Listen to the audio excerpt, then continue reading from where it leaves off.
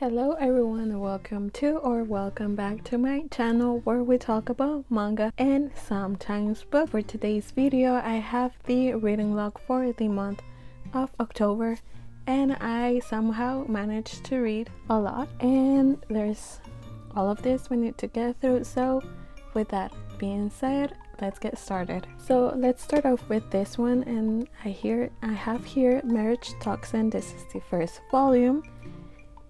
And here is the front cover, the back, and here is the second volume and the back. So in this story we follow Hikaru, who is part of the clan Master of Poisoned. So in this world we follow different assassins, like clan of assassins, and Hikaru is part of the Poison clan, and so his grandma is who is the leader of this clan, is ready to retire, but she wants to live Hikaru or his sister as the leaders of say clan. So here is his sister. The thing is, for them to be able to be the leaders of their clan, they need to get married, either Hikaru or his sister. So there's a thing where Hikaru is not very good at interacting with women, so he doesn't want to get married, but his sister has a girlfriend and she is in this very serious relationship with her, and so they are both in a tough space and in a tough spot. One of them doesn't want to get married and the other one is already in a relationship. So the grandma is putting a lot of pressure on Hikaru and his sister. The thing is, when Hikaru learns that his sister is ready to break up with her girlfriend, he makes a deal with this Gaori girl, which is her, who was taken in by this organization. So she had like two options, which was you help me, Hikaru. So Hikaru is like, let's do this, I'll help you, I'll get you out of this organization alive, and you help me by getting married. The thing is, he learns that this person is actually a guy. So he makes a decision because he doesn't want his sister to break up with her girlfriend, and so they decide to form this type of friendship. I'm talking about Hikaru and Kinosaki. So Hikaru and Kinosaki is actually a guy, so he cannot marry to Hikaru, but Kinosaki comes up with a plan where he is going to help Hikaru get a wife, and that is by trying to get Hikaru to be more comfortable around women. And the way he is going to do that is by getting Hikaru to do all certain types of odd jobs, like being the bodyguard of this woman, going out to save another woman that was taken in. It's all a very action-packed type of story. It does have a bit of comedy, and we do see how Hikaru is going to, in a way, start feeling more comfortable with being around women and saving them. So yeah, it's a fun story, it's a fun manga. If you like mangas that are action-packed comedy, there is a type of friendship between characters that you might never thought they would become friends, and they are both helping one another. It's fun. It's a fun manga. I definitely recommend this to anyone that is looking for something that has a lot of action. So let's move on to the other manga that I read in the month of October, and that is Otaku Vampire Love Bite by Yuliada Suzuki. This is by the same author of Kamisama Kiss. So in this story we follow Hina, who is a vampire that hasn't left her house for 30 years. That is until her father gets her these DVDs for an anime, and Hina becomes so completely obsessed with this anime that she moves to Japan. And in Japan, she is living her best life, buying all the merch she can get for her favorite character, who is Mao, this guy right here. And so, yes, Hina is just living her life, but she has a problem. The thing is, she wants to go to the cafes that open up in Japan, but she wants to go with a human because she, as a vampire, cannot eat human food. So that's her main problem, and so she's always having a hard time, especially because she finds it hard to interact with humans. That is until she meets her neighbor, which is this guy who looks exactly like her favorite character, and they form this type of friendship. And he essentially goes to a cafe with her and helps her get this little pin that has her favorite character on it. And yes, we do have another side story that involves this guy, but I feel like it would spoil a bit of the first volume if I mention it here.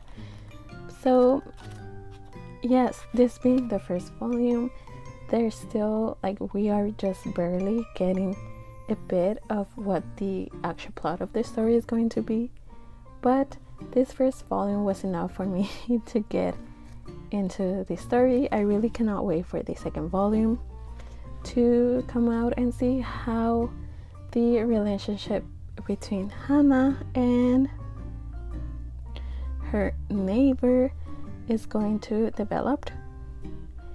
And Kyuta is the name of her neighbor.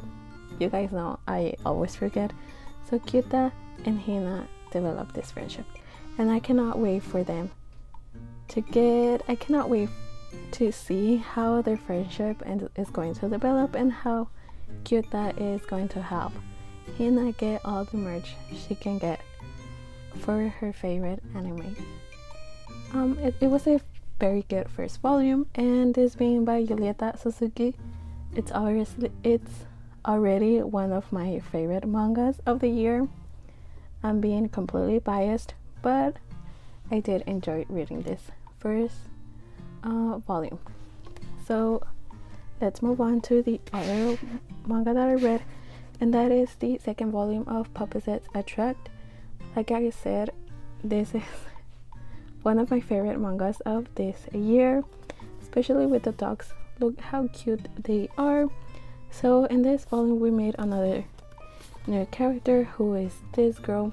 She also has a dog, and we essentially learned that she has a crush on his brother, but it's a bit of a side story. It's not really the focus of this volume. The main focus is that Kagura and Kiyotaka are starting to become a lot more close, and the friendship that they have is slowly but surely becoming a romantic one. But in this first one, we just see them interact again because of their pets. This is a very cute, wholesome manga. It's such a fun time to read this one. Yes, so if you're looking for a manga that's wholesome and you just want to have fun, definitely recommend this one. And next up, I read The Fragrant Flower Blooms with Dignity by Sakamikami. Here is the first volume, the back, and here is the second volume and the back. So this is a bit of a high school Romeo and Juliet, because these two go to different schools. So he goes to a school where students don't have the best grades, and they are considered like the gangsters of the area, and she goes to a private school for the rich and their schools are actually next to one another, and so they don't get along. But they somehow end up meeting because he works at his family's like pastry shop, and she likes to go there to eat their cake. And that's how they meet, and at first they obviously start a sort of friendship that is obviously going to turn into a romantic one. And in this second volume, we see that they are now starting to have and to show their feelings towards one another, but there is a bit of drama that involves her best friend not being okay with them being together. So overall, this was a very solid read. Since I've only read the first and second volume, I don't know how to feel about it. I feel like I don't understand what the big deal is with them like having their schools not getting along, and what does it actually have to do with them being in a relationship. Like, I don't understand why there's that whole drama, and like what's the point.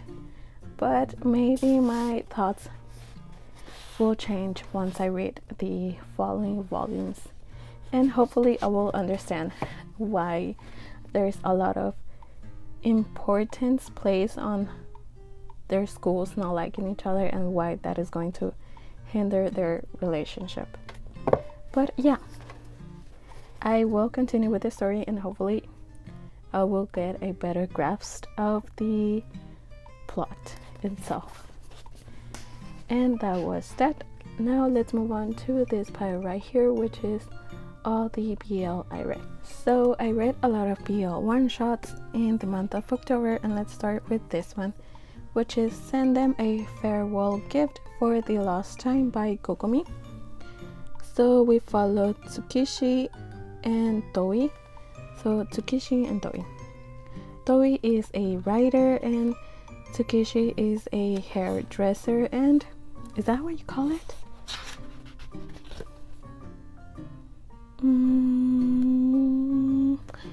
Anyways, so Tsukishi has broken up with Toin basically because he feels like Toin doesn't really appreciate him. He feels like Toi's sole focus is on his work and his job, and he's not paying as much attention to their relationship as he should, and so he feels underappreciated in that relationship, and so they break up. And that's how the story begins, with them breaking up, and how although Tsukishi is still in love with Toin, he has to leave this relationship for himself, so he's essentially taking care of himself a lot more. And yeah, it's a one shot. There's not a lot more to say other than that they do resolve their issue with communication. Of course, it's going to take a while for them to communicate, and it's going to take Toin to realize what he has done to Tsukishi to actually resolve their problems, because they do still love one another. And so yeah, it's a manga filled with angst, and if you like those types of stories where there's the second chance with a couple, I definitely recommend this one. It's a one shot, so you will not be committing to a whole story, and yeah, it was a good read. So the next one, I've talked about it in my horror manga you should read, so I will not go a lot into it, but that is Platinium Blood. And so for this one, we just follow a vampire and a priest falling in love. That's it. That's the plot. The story it was good for it being a one shot. It was good. It wasn't the best that I have read, but it was entertaining. And again, if you want to read something that is a bit of a taboo, I guess, with like a vampire and a priest, I definitely recommend this one. And if you want to learn a bit more about this, go watch that other video. And next up I have Bergamot and Sunny Day. So in this one we follow Riku and Josh. So Riku works at Josh's cafe, and yeah, so Riku has always had a very bad luck when it comes to being in relationships. Like, he's always getting his heart broken for one reason or another. And so one day he realizes that, well, not realizes, Josh essentially confesses his feelings for him. He's like, go on a date with me, Rico. And Rico's like, you're my boss. I don't think that's like ethical, and like, I don't know like what to do, especially because if I have such bad luck with being in relationships, like, what am I going to do? And like, how awkward it's going to be if we go into a relationship and we break up. Like, I don't want to go through that. So he has his like reservations, but this being a VO, we know that Rico and Josh are essentially going to get together and start their relationship, but there is a bit of miscommunication. And yeah, other than that, it's a very good BL one shot. It was entertaining, it was fun, there was a bit of angst, and again, the miscommunication. This manga does have an age gap, and yeah, if you like those things, if what I just talked about piqued your interest, I definitely recommend this one. It was a good one shot. Let's move on to the other one. This manga, you guys, this one, I picked it up because the cover intrigued me. This is such a beautiful cover, and this is Lethal Dose of Love by Yosumi. So in this one we follow Ryusuke and Ju and Ryusuke. So Ju and Ryusuke have known each other when they were in high school, middle school. And Ju one day confesses to Ryusuke. The thing is, Ju doesn't allow Ryusuke to give him an answer because he confesses and then immediately leaves Ryusuke there. But the thing is, Ryusuke does have feelings for you, and he wants to confess his feelings for you. The thing is, the following day when he goes to school, when he's ready to talk to you, Ju doesn't show up because he has transferred schools. Years later, when Ryusuke is out and about, going home after finishing work, he is walking, and there he meets a person. He sees a person who looks like Ju, and so he reaches out, he grabs a hold of this person, and it is you. The thing is, Ju is not who he used to be. He has become a complete different person. And so throughout this first volume, this is a one shot.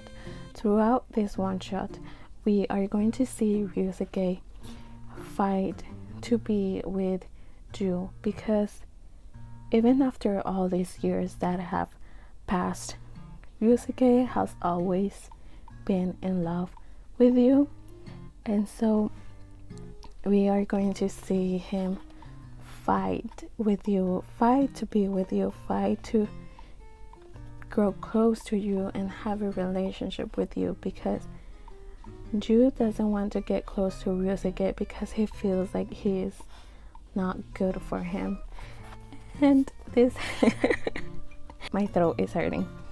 And yes, This is such a good manga. I'm sorry. This is such a good manga. This story is beautiful. It's heart-wrenching. It's amazing. From all the one-shots that I read, this is my favorite one, and I could honestly even say this is one of my favorite BLs that I've read in this year. Yes, so if anything that I've mentioned about this manga piqued your interest, definitely read it. It is such a solid manga. This could have been a series, but the way the author, the mangaka, wrote it, it was enough for it to be a one-shot. It just amazing. I really like this manga. So Second Chance, Friends to Lovers, and yes, I definitely recommend this. I love this manga. Next up, I have Stay By My Side After the Rain, another one where they used to be friends, where they were in high school, but Kanade and Masahiro. So Kanade has always known that he has feelings for Masahiro, but he never confessed them to Masahiro when they were in high school because he was afraid of being rejected and of being judged for being gay. That is until they meet again like randomly at this cafe, and Masahiro is again fighting to become close to Kanade once again when they reunite as adults. And so Masahiro confesses his feelings for Kanade, but Kanade again is fighting those feelings because just like with the other manga, Kanade doesn't feel like he's enough for Masahiro to be in a relationship. Are we going to see how Masahiro is going to try his best to show that he doesn't mind being in a relationship with Kanade, and how Kanade is the person he loves the most, and how they are perfect for one another, and how their relationship is what should matter the most to Kanade and Masahiro, because Kanade is always like very afraid of what people might think if he comes out as a gay person. So again, a story where it's such a great story. Like, I don't know what else to say. It's so good. I really like this first volume, and I cannot wait to see how Masahiro is going to try and help Kanade feel more comfortable with who he is. Yeah, it was a good BL. Next up, I have BL First Crush Antology, 5 Seconds Before We Fall in Love. So this is a short story collections by different authors, so there's not a lot to say. For it, we have different authors, so there's a lot of different stories with different art styles. Yes, it was a fun read, so I would recommend this to anyone that wants to start reading BL but are not too sure if BL is for them. I recommend this one. This has a lot of different stories with different themes. So yeah, definitely recommend this one. And let's move on to the last two. So here I have the third volume of The Dangerous Convenience Store. So I feel like I've talked about this manhwa before and how it's my favorite, but in this third volume we follow Gunwoo and Eujun. So Gunwoo has finally confessed his feelings towards Eujun, but Eujun is having a hard time with, say, feelings like like acknowledging those feelings, because Eugen has realized that he doesn't know a lot about Gunwoo. So throughout this third volume, we see how Eugen is trying his best to try and learn more about Gunwoo and where he comes from, and like what's his job, and all of that. So it's the third volume. We're in the middle of the series, but yeah, it's my favorite again. I might do a full review for the story soon, maybe once we have the entire series completed. But for now, this is the third volume, and again, I like this manhwa. I can never say bad things about it. Now, the last manhwa I have here is Love, Murder, Basketball, the first volume. This is a manhwa that shocked me, basically because some of the content in this manhwa like really shocked me, that it put me off from the story. And like honestly, I don't know what to say about this story. It's the first volume and we don't get a lot of it, so I'm going to reserve my thoughts for now until I read like the second volume. But I'm going to read you guys the synopsis and the warnings.